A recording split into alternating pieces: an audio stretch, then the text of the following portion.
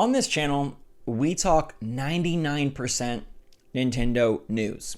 That's what we do. That's what SwitchForce is.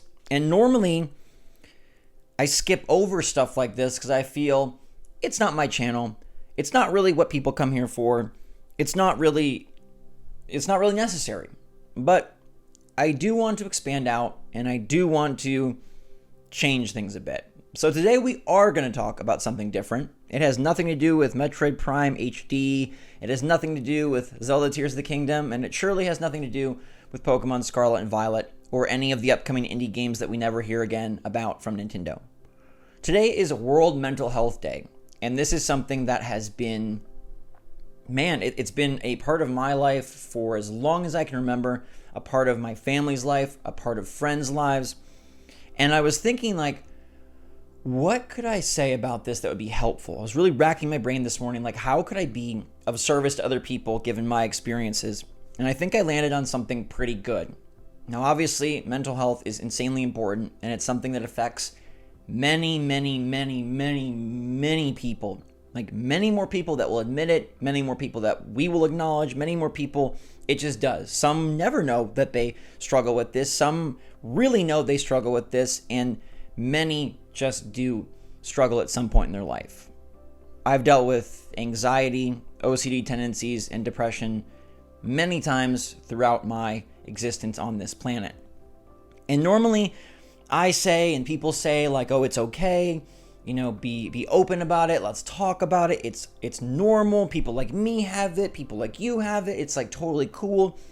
I want to take things a step further today, okay? I want to take things further, and if this even helps just one person, we did good. So I remember sitting on my driveway outside many nights, and I'd either be with my mom or my brother, or sometimes just alone. And I just say, man, I don't want to worry. I just want to live my days carefree. Because I was so plagued with all of these thoughts and worries and fears. And at one point, anxiety just really ran my life. It informed where I would go, where I wouldn't go, when I would go, what I would do. I was concerned about it all the time. And that concern was draining. Some of you, I'm sure, know what I mean. It was stressful. I was having panic attacks quite a bit. I would even have them at events that I'd go to, unbeknownst probably to anyone. I remember I was going to play Prey with Bethesda and Arcane, and an hour before I was supposed to go hands on the controller, I had the worst panic attack freak out, and I didn't think I was going to be able to do it. And I did, but this was just no way to live. And I have had OCD tendencies since I was very small. I remember being little. We're talking 5, 6, 7. And anytime I'd see a barcode, I'd have to read the numbers. And I had to align everything on my desk perfectly lined up before I went to bed. I'd wash my hands a certain number of times, or I'd spit after brushing my teeth a certain number of times, or I'd pick up a certain number of pieces of trash before I got on an airplane. OCD tendencies. And there were times I was very depressed as well, laying on the floor, trying to figure out what to do, not feeling myself, not feeling happy. And I talked about it. I was really lucky that I had family, parents, friends who were really accepting, open, and wanting to be helpful. Me and Gabe talked about this sort of stuff all the time, and we're really supportive of each other no matter what we were going through. And like I said, my parents, my mom especially, was just a great rock for me in terms of being somebody that understood it all and was willing to help however she could. But I thought that I could do this myself. I'm a pretty smart person. I've accomplished a lot on my own, and I figured I can figure this out. I'd figured out everything else in my life, right? When I needed good grades, I figured out the quickest way to do it. I needed to get a project done. Shortcuts were my specialty. I figured out how to create my own business. I figured out how to start my own channel. I figured out how to make my own money. I figured out how to do all the things that I wanted to do. But I couldn't figure this part out. And I've seen it with my brother for years now, where it's I understand the mental health I'm dealing with. I understand what needs to be done. I understand how to improve it. I talk about it. I'm open about it. I can do it. and the problem persists, and it just stays. It's like a hamster wheel. You feel like you have the awareness, you talk about it, back to the bottom of the wheel. And it's frustrating. It hurts your confidence. It's intimidating. It's sometimes debilitating, and it's really destructive to the very mental health you need to improve. You're trying to improve. Now, I want to preface this by saying that I'm no doctor. Okay, I'm no expert, but I'm just sharing my experience and what has made a huge difference for me. And that is being willing to get help. I love to think that if you're a good person, if you have good intentions, if you could do it, you would. Right? If you could do it, you would. That's what I eventually accepted myself. And that's what I try to share with my brother is like, if you could do it, you would. You would live your best life. You would be anxiety free. You would be able to step beyond the depression and be able to create the life that you want. But you can't, and that's not your fault. You can't, and it's okay. You can't, and it doesn't mean you're weak. It doesn't mean you're less than. It doesn't mean you lack. It doesn't mean you're not trying. And it does not mean you are anything less worthy than someone that does not struggle with it. What it means is that you need some help. Now, there are two main types of help that I have got that have been really beneficial for me. Okay? The first one was easier for me to accept. The second one was a bit harder. So we'll start with the easy one, which is counseling. I'm a big talker. I talk for a living. I love talking. So this was something that I was pretty cool with. I know a good chunk of people don't feel comfortable, but I encourage you so greatly to open yourself to the idea of therapy and counseling. It is insanely beneficial and helps give you an impartial third party who their only concern is to help you. And it's so much easier many times to take advice, to take feedback, and to hear the very same message from someone that's not related to you or directly involved with your life than it is your mom, your dad, your brother, your boyfriend, your girlfriend, your cousin, your grandma. Oftentimes that sort of advice and that sort of dialogue feels nagging. It feels annoying. It feels like they don't understand. It feels pressuring. It feels tense because there's just something about hearing it from someone that's not directly involved that makes it easier to digest, easier to accept, and easier to take action on. One of my favorite things about counseling and therapy is that it gave me a soundboard. I could bounce my ideas off, and sometimes I'd hear things that I was saying that's like, oh yeah, that makes sense. And when I was telling it to my mom or telling it to a significant other, it didn't occur the same. They'd have a really emotional response, or they'd be worried, or they'd feel nervous because they desperately wanted me to feel better. They desperately wanted to see my life improve, and there was so much vested interest that things got mixed up along the way. So it's really great to have someone to talk to. And I know that it's expensive. I know that it can be nerve-wracking. I know that it can be intimidating. But look, these people have heard everything. They literally only care to help you. And it's so powerful to get things off your chest, to hear them out loud, and to get some feedback to find out, hey, that's okay. That's pretty normal. Hey, maybe you really should let yourself feel that. Hey, you're being way too critical and accepting blame where it's not your fault. Like, it's really good to hear those different things, okay? The other piece of the puzzle, and the one that I think made the most profound difference for me, and again, I'm no doctor, but I really did not want to take any sort of medicine. I really did not want to take anything to deal with anxiety or deal with OCD, and I resisted it. I really resisted it until it got to a point where I was like, okay, I'm panic attacking on vacation, at E3, at events. It just sucks. And so I went and I took medication. I got on Lexapro. It was okay. I felt like it did buffer some of the stuff, but it wasn't doing enough.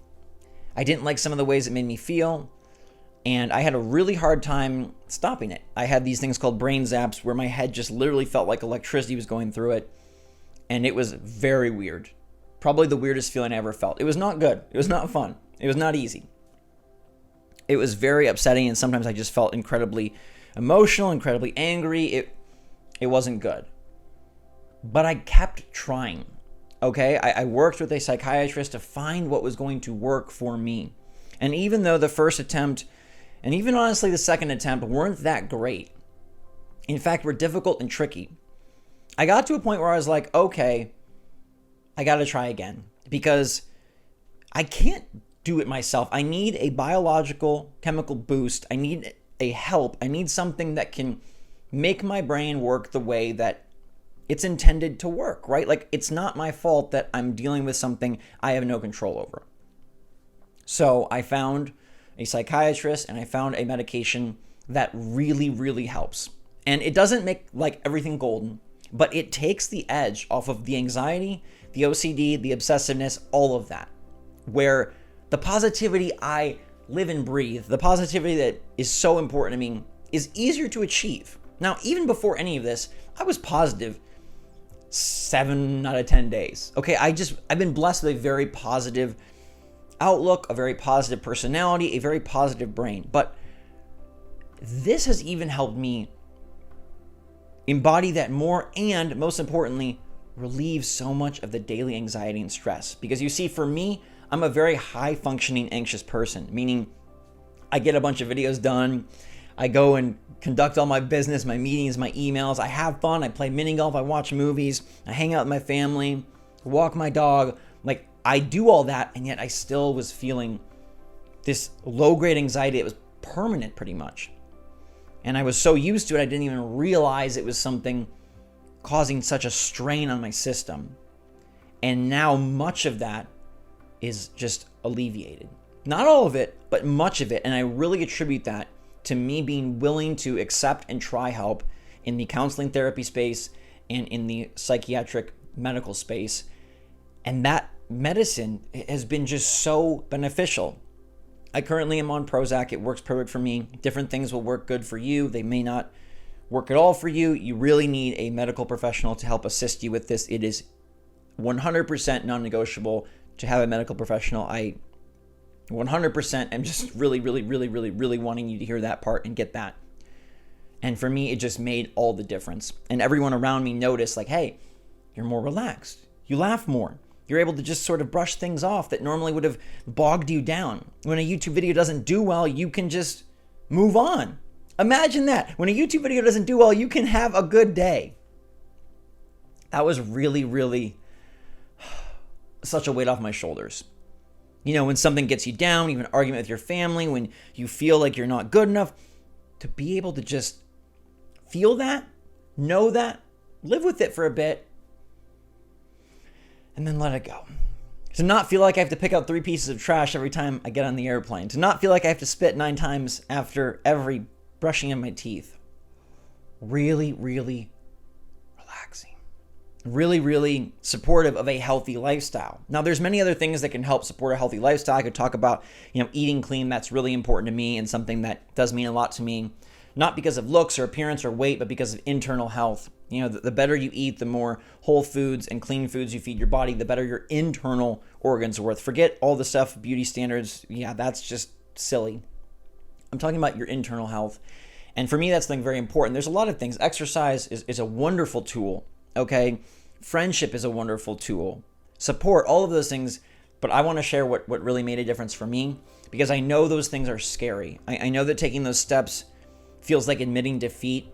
It feels like maybe you're not good enough. It feels like maybe you really you don't want to try it. It's scary. It's weird. It's putting something in your body, or it's talking to someone that you don't even know. But if you're willing, and if it does work for you, it can make a world of difference. And I think normalizing being okay with getting help is very important, and normalizing and talking about the fact that you're not weak, that it's okay, and going a step beyond just acknowledging, hey, I feel anxious, hey, I'm depressed, and what steps do we take that aren't just, okay, I'm going to go to bed on time, I'm going to work harder, I'm going to try, I'm going to get a gratitude journal, I'm going to, sometimes that's not enough.